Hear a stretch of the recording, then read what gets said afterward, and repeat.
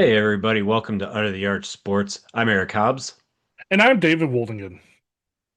and Alabama is coming to Columbia, Mizzou against Bama. Here we go. Let's talk about this. But first, please guys go ahead and subscribe to our YouTube channel and find us on Facebook, Instagram, X, and on Spotify.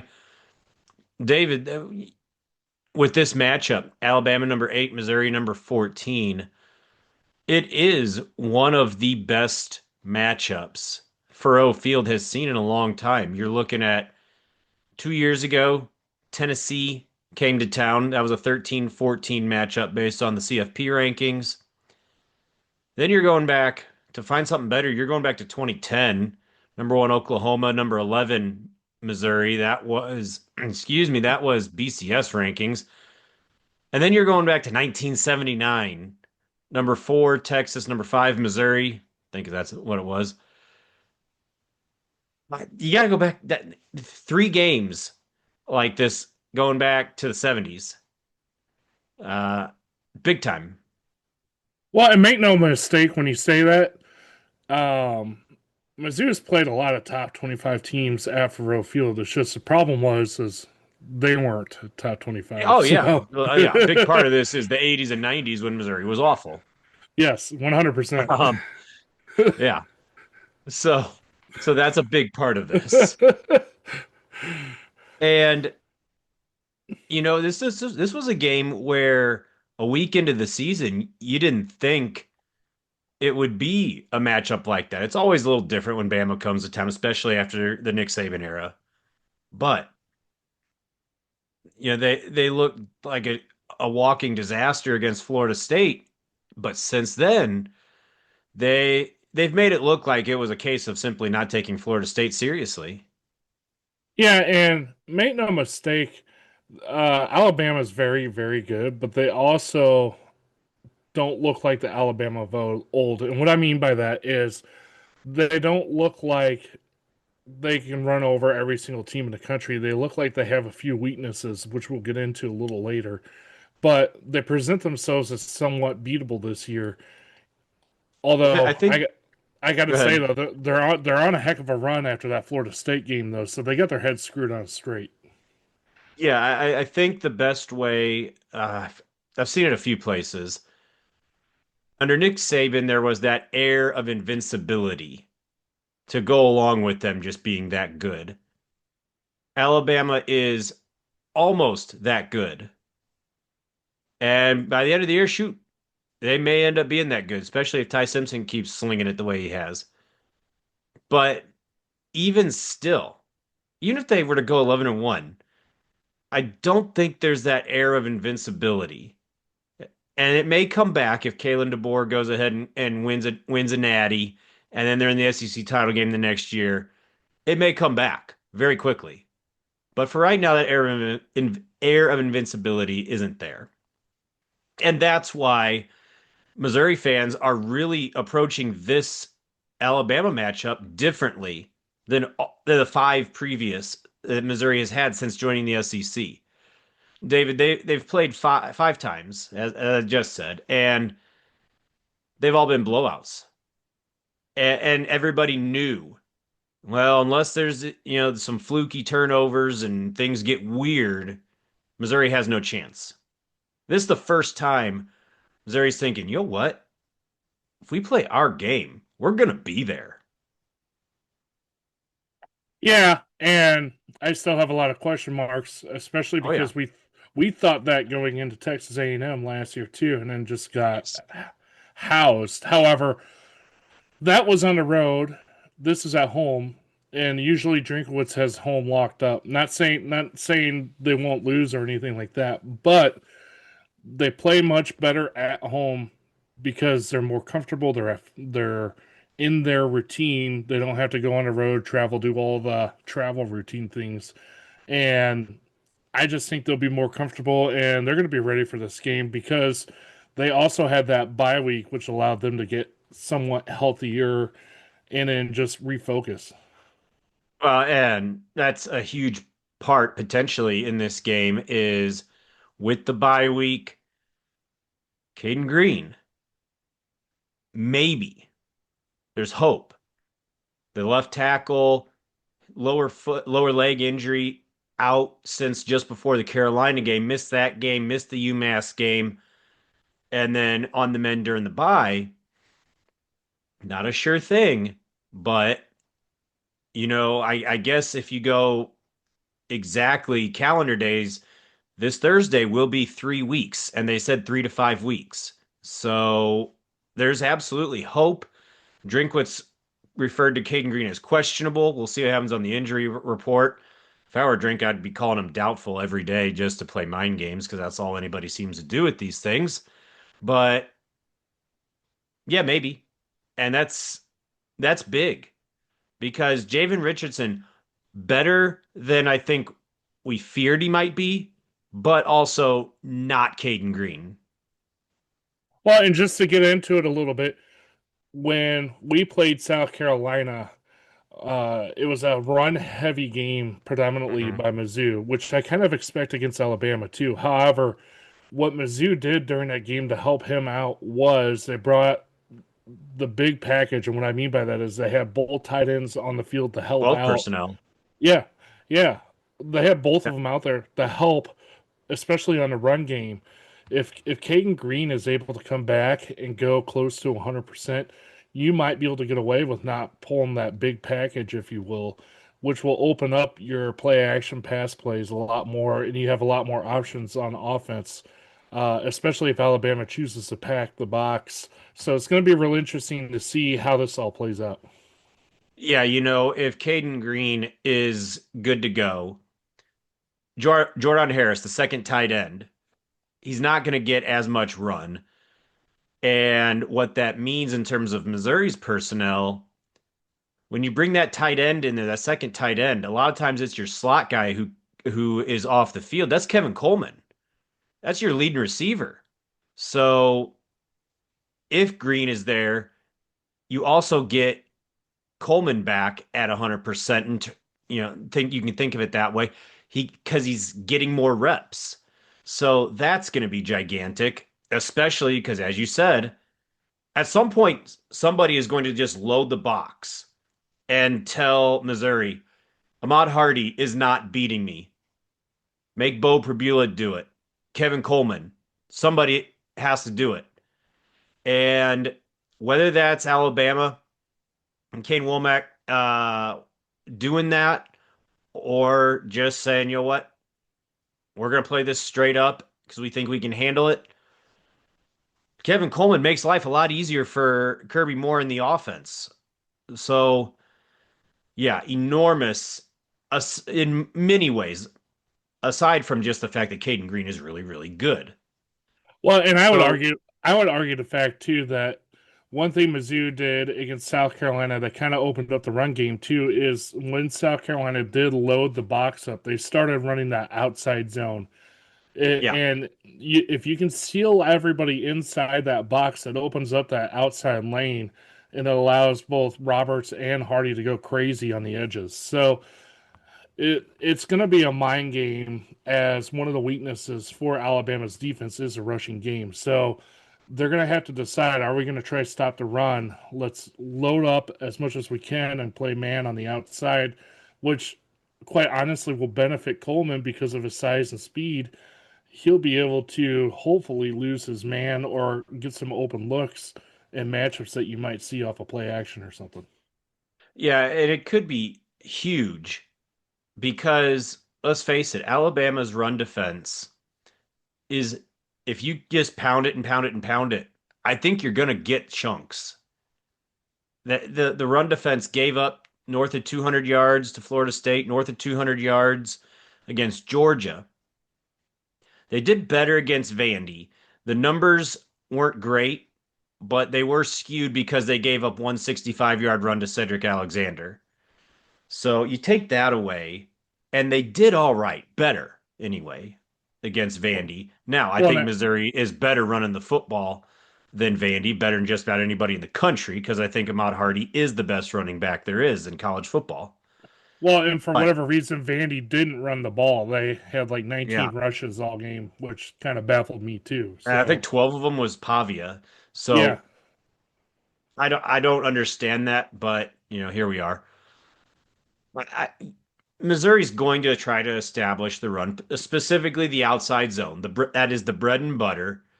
And yeah, you get the outside zone. Yeah, you're kind of going to the sides of that loaded box. So maybe your outside backers opposite side are not as involved, which can help and make it a little more complicated than, well, we're going to load the box. I mean, yes, any sort of dive player, anything in between the tackles, yes, that there's potential for that to have, an extreme impact. At the same time, Alabama is, due to injuries, they're going with, gosh, they're going with some inexperienced guys at linebacker. And it's something that maybe they're good enough to hang with Vandy, but maybe not Missouri. Maybe they step up and they really make an impact. We'll see. But it's something to keep an eye on there. Well, and they've never played a running back like Ahmad Hardy, who's just a freaking tank to take down. So Yeah. Now, David, Missouri has Ahmad Hardy, as we've talked about, their Heisman guy. Alabama has one of the front runners for the Heisman, Ty Simpson, and the dude can throw the football and light it up. yeah, he can. 70% completion rating, almost 1,500 yards on the season. He's 1,478 yards right now. Only one interception, 13 touchdowns. Longest pass was 75 yards. I mean, the dude can ball out. Yeah, so with these two guys, you find yourself in, for somebody who's been watching SEC football for years, is almost like the Twilight Zone, where if Alabama wins this game, it is because they air it out. They're throwing the football all over the place to Ryan Williams and Jeremy Bernard, and it's almost a track meet. And if Missouri wins, it is because they run the football, they stop the run, they possess the ball, and just it's traditional football, very traditional, like Alabama at the beginning of the Saban era, and really any time before that. It's the exact opposite of what you would expect, and kind of how it's been. So that's fascinating. And I touched on Missouri stopping the run. Jam Miller back after not playing the first handful of games. Didn't do that much in the Georgia game, kind of got his feet back under him. North of 100 yards against Vandy. And all of a sudden he's the leading rusher playing two games for the Tide, that is. And that's just another dimension to the Crimson Tide offense that they get back as they are in kind of this stretch of really tough games. Yeah, and it'll be interesting how their rush game goes because Mizzou has been very, very good at stopping the run. The front seven are just phenomenal for Missouri. They're tough to go up against. I mean, they held South Carolina to what, negative 19 yards. Kansas It was didn't negative have, nine. or negative nine or something like. Granted, those are sacks mixed in there. I think they had 16 total rushing yards without sacks factored in. But uh, even against like Kansas, when they played Kansas, they held them to You under. 3 or 4 rushing yards. Yeah. I So don't care how many sacks there are. That's ridiculous. yeah. So the D line and the linebackers are doing a phenomenal job stopping the run. Um, I would say the bigger issue is going up against that passing game. Yeah. Uh, quite honestly, it really scares me just because of what I've seen all year with our secondary. So it's going to be really interesting to see how this plays out. I could see Alabama not even going with much of a running game, knowing that Mizzou's weakness is in the secondary and they can easily exploit that. Yeah. The weapon. having two receivers that are that lethal and a Heisman caliber guy throwing to him is, man, not exciting if you're a Missouri fan, especially with Jam Miller back in the Alabama backfield, because without him, Alabama would not so great running the football. And maybe that would help the Missouri safeties with their big problem, which is biting hard on play action. Jam Miller back there, that it becomes more of a thing and something where Jalen Catalon, Marvin Burks, even Dalen Carnell, they can't just crash whenever there's anything until they know that the running back has the ball. Because Missouri's front six, seven if you count Carnell as a linebacker, they they're they're doing great. So yeah, I understand that you want to make a play. Man, stop the plays over the top. And you're talking about a top 10 defense in the country. Yeah, and I was listening or watching, I don't remember where I saw this or heard it, but somebody brought up the idea with the safeties almost pulling the whole Willie Mays Hayes treatment in Major League, where if you hit the pop up, you're doing push ups. If you step up to stop the run, you're doing push ups, just to get it in their head that they cannot help out the run game in this game because of how dangerous the receivers are for Alabama and how good Ty Simpson is. You have Well, to somehow drive home with your safeties that they have to stay back and cover the deep ball because otherwise they're going to be burned right and left. yeah. And it's been enough of an issue that Jalen Catalon losing a little bit of playing time. Santana Banner has gotten more playing time the last couple of games. I'm very curious to see what happens there. Which, going back to preseason, you could not be over with a feather if you told me that Catalan was biting so hard on all these play actions and getting caught so often that you can't play him. I thought he'd be the guy that made the safeties so much better, but he's lost some playing time. So maybe the bye week they've been able to work on that. The rest of the defense is good enough that they don't need perfection. They need to be solid at safety. That's really all they need. The corners are not getting burned that badly. Even some of the deep balls against Carolina, Toriano Pride was on the guy in the end zone, and Lenora Sellers just dropped it perfectly. There was no safety help. Well, and it's the safeties, but it's also the zone play too. There's a lot of miscommunication going on with the Oh zone yeah. coverage. Yep. You even saw that against UMass, where they had some wide open guys. If they had any talent whatsoever, they would have had a decent passing game going against us. But the other thing I didn't really mention is Ty Simpson can run the ball too. Yeah. He's not a huge runner, but he has 30 carries on the season for 51 yards. May not seem like a lot, but if you're trying to get pressure on him, he's mobile enough to where he can avoid or do what he needs to do. And yes, he'd rather throw the ball downfield, but he can still take off on you. So that's another thing you got to kind of keep an eye on too, especially if you're trying to bring pressure on him and get him out of his comfort zone. Hmm. Yeah. It's one that I think that is what has all the Missouri fans just really nervous. I think a lot of Missouri fans feel very confident about when Missouri's running the ball, when they're throwing the ball, and when Bama is trying to run the ball. But the explosive plays, that's that throwing the ball.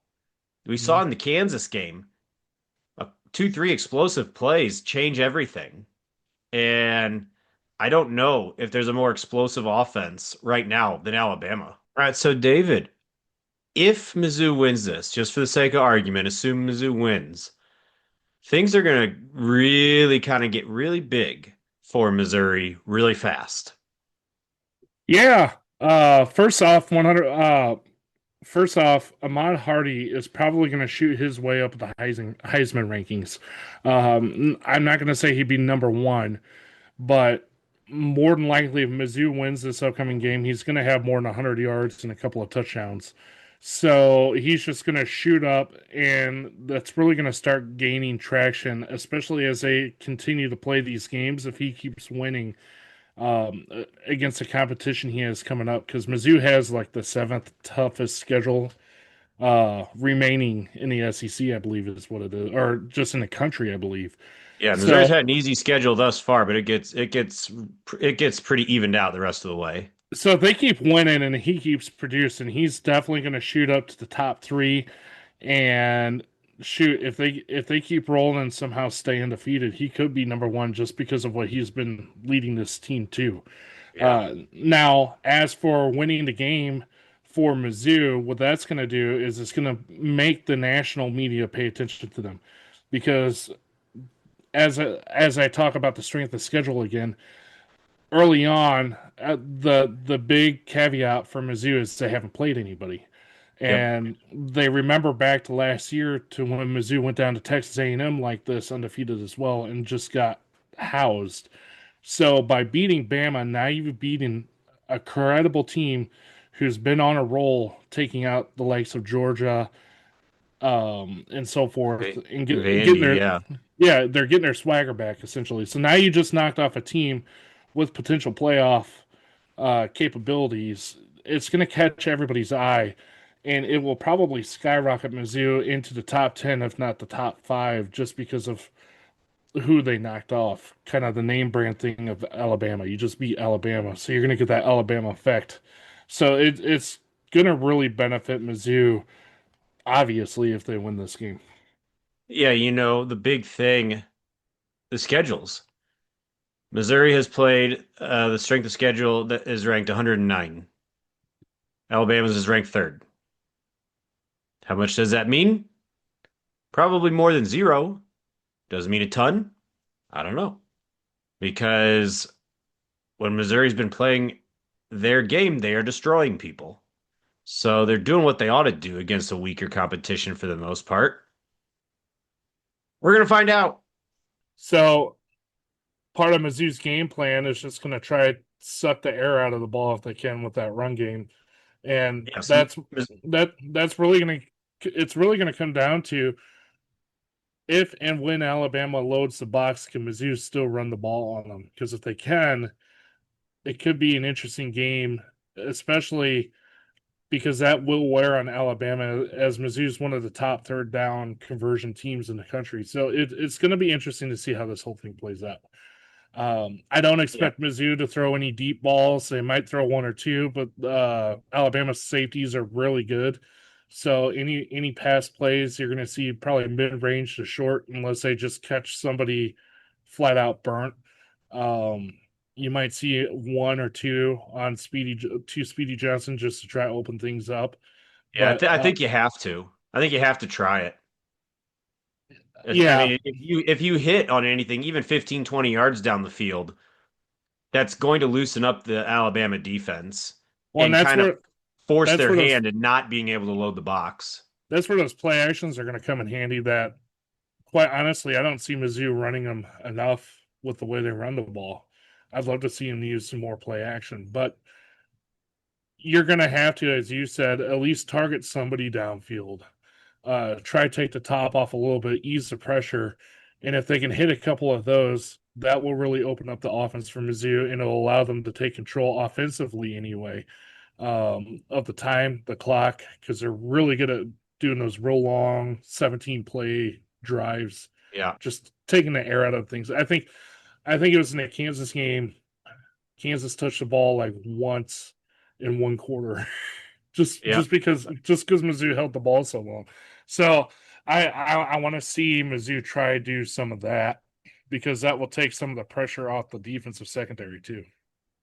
Yeah, one matchup that we haven't really talked about that could be absolutely crucial is I want to see what happens whenever Damon Wilson is lined up against Caden Proctor, the Alabama left tackle.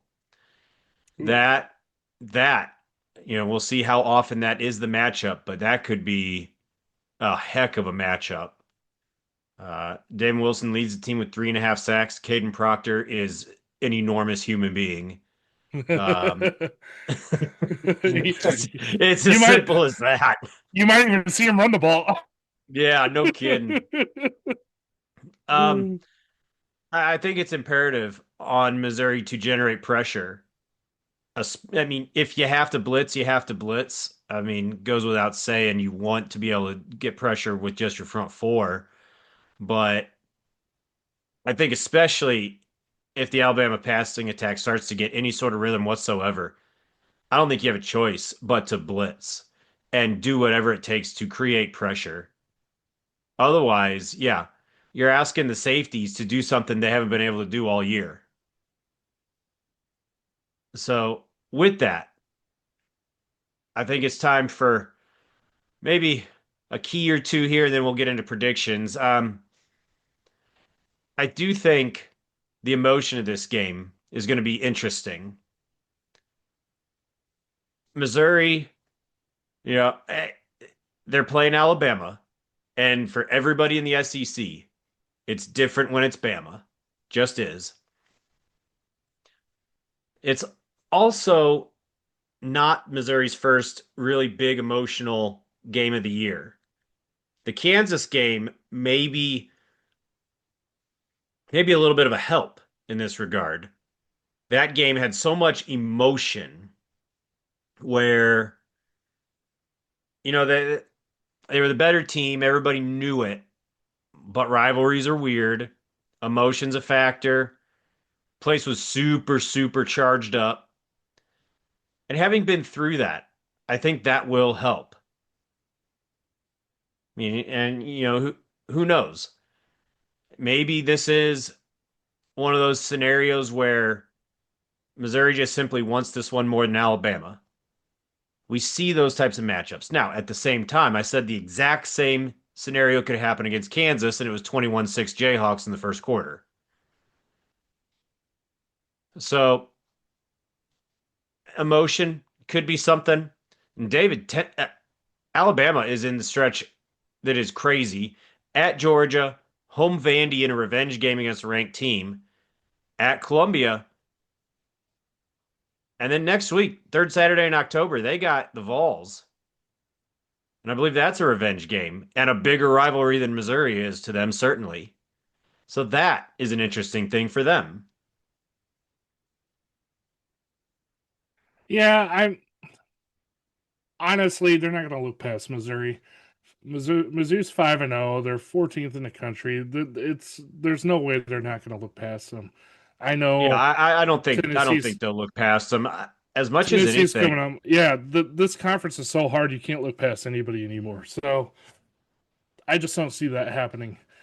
No, Um, the I more the more likely thing would be some degree of emotional fatigue, where yeah they're not looking past Missouri, but emotionally and just mentally, it's taxing. Going yeah, to Georgia in what's become a rivalry, and then a revenge game against the Fighting Pavias. and going back on the road, which going on the road anywhere in the SEC is not easy. Yeah. So I mean, they're going to be mentally exhausted after this Tennessee game that they've got next week. What do they have left in the tank for this one? It's a fascinating question. I think players today, to your point, have gotten so much better than they were even ten years ago at handling all this. So I'm with you. I don't think that's a huge factor, although who knows? And I would say if we're talking keys to the game though, I got to look at the turnovers. Yeah. Bo's had one in every game for what 3 or 4 games in a row now. Aside from Central Arkansas to start the season. Yeah, so he needs to play a turnover free game in my opinion if Yep. Mizzou wants to win this one. Bama's too good not to capitalize on those type of mistakes, and quite honestly, I want to see Mizzou's defense somehow force a turnover. If they could do that, those two things, I think that would be one of the ways they could win this game. I would say special teams, but it's always an adventure with our kicker. So, um, I mean, who knows? Yeah. My So Myers is predictions. Yeah, Myers has come a long way, but he Yeah, still has a Myers long better than he was, but way. still, you don't know what your ceiling is. 40 yards is about it. I don't know. Yeah. Predictions. Predictions. David, we started off hot and we're both 5-0 straight up, but we were not ready for Missouri to be completely disinterested in the UMass game, so we were on the wrong side of the spread on that one, 42-6. The final, the spread was 44 and a half or whatever it was. So Yeah. that's two straight losses against the spread for both of us. Mizzou comes in about a field goal underdog, and I just we talked about all the reasons Missouri can win, and they can win. They can line up and play with this team, and it's the first time that we can say that about a Missouri team since they've joined the SEC, going against Alabama. I just can't pick a Heisman frontrunner to get beat by this Missouri secondary. That they got to show me they can stop them before I can pick it to happen. So I'm gonna pick Alabama, and I've got them 38-28. I agree with your pick. I'm with you on the secondary until they prove they can make some stops. Quite honestly, they have to make any stop, period, because they got to get at least a couple of three and outs to help the offense out. Yeah. Um, I can't. I'm with you. I can't pick Mizzou to win this game. However, I think it's going to be a really, really close game. And much to the chagrin of all Mizzou fans, I have us losing 31-28 off missed field goal at the end. And Mm. I'm only saying this because it's going to come get us one of these times. And I feel like this is a game. If it's going to get us, it's going to get us. And as much as I hate to say it, I feel like I could totally see something like that happening. Yeah, for any Bama fans who have listened to us run our mouths for this long, Mizzou kicker Blake Craig shredded his knee first game of the year. So true freshman backup kicker has been the guy for Missouri all year, basically. And yeah, you feel like it's going to come down to it one time. He iced the game against Carolina, but trying to tie it or something against Alabama is a little different. On the bright side, it's at home, so Mm. Mizzou does have a chance. 11 a kick 11 a.m. kickoff. There's a lot of arguments on whether that's good or bad. I have no idea. Um, if you're a fan, you want it later, so you spend more time tailgating and all that. Quite honestly, I kind of like the 11 a.m. kickoff because the nerves will probably get to me as the day wears on. So let's just go at it right away. It's going to be a real fun one. It could be a real statement game if Mizzou pulls it off. They have a shot to pull it off, but a lot of things have to fall their way, and they have to play an A game, which I haven't seen them do. Quite honestly, all season, they've come close a couple of times, but they haven't played their A game yet, and I want to see it this game. Yeah, I mean, they've played their best for chunks, but not everybody for an entire game. So buckle up, everybody. It's going to be a fun one. Enjoy it because we don't get these very much, and we'll keep you updated with all things Mizzou. So enjoy the ride. That's all I have to say. And as always, thank you for watching.